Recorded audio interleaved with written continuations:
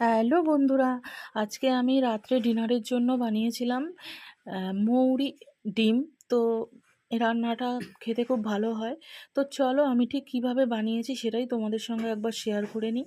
তো এখানে দেখো আমি পেঁয়াজ নিয়েছি, পেঁয়াজ কুচি, কাঁচা লঙ্কা, সাথে নিয়েছি আদা রসুন, আর নিয়েছি সব রকম মশলা যেমন হলুদ, লঙ্কার গুঁড়ো, জিরের গুঁড়ো, ধনের গুঁড়ো, আর যেটা আসল সেটা হচ্ছে মৌরি।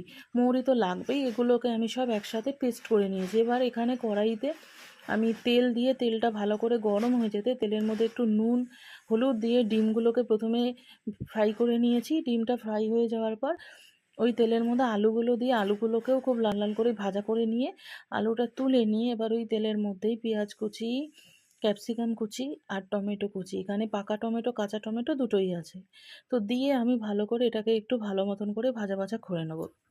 যতক্ষণ না পেঁয়াজটা একটু বাদামি বাদামি রং হচ্ছে ততক্ষণ পর্যন্ত এটাকে ভাজা ভাজা করতে হবে ধিমে আছে। তো এটাকে, আর পেঁয়াজ থেকে তো এমনি জল ছাড়ে, আর আমি এর মধ্যে নুনও দিয়ে দিয়েছিলাম, দিয়ে ভালো করে ভাজা ভাজা করে নিয়ে এবার বেটে রাখা মশলাটা আমি এটার মধ্যে দিয়ে দিলাম, দিয়ে এবার এটাকে ভালো করে কষাবো। এটার মধ্যে যেহেতু সব রকম গুঁড়ো মশলা এবং আদা রসুন সব একসাথে আছে, এটাকে একটু ভালো করে কষিয়ে নিয়ে তারপরে কন্টেনারটা ধুয়ে আমি জল দিয়েছি, জল দিয়ে আর একটু ভালো করে কষিয়ে নেব। কারণ কন্টেনারে অনেক মশলা লেগেছিলো, ওগুলো আমি ফেলে দিই না, আমি ধুয়ে দিয়ে দিই।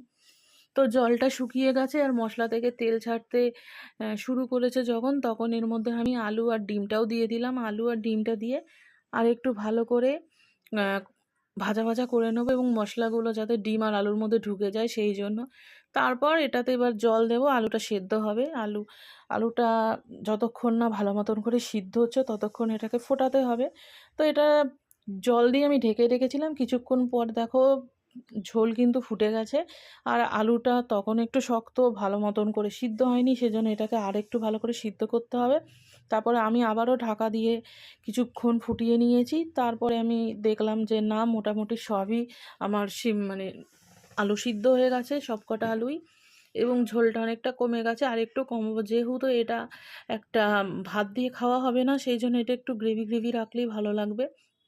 তো অনেকক্ষণ ফোটানোর পর এবার আমি গরম মশলা দিয়েছি, গরম মশলা দিয়েও প্রায় 5 থেকে 7 মিনিটের মতন ফোটাতে হবে, ঝোলটা আর একটু কমবে, তারপর এটাকে মানে খাওয়ার যোগ্য হবে।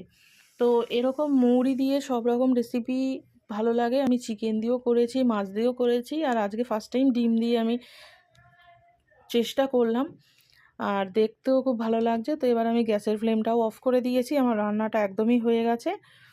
তো দেখো কেমন লাগছে। হর হর মহাদেব।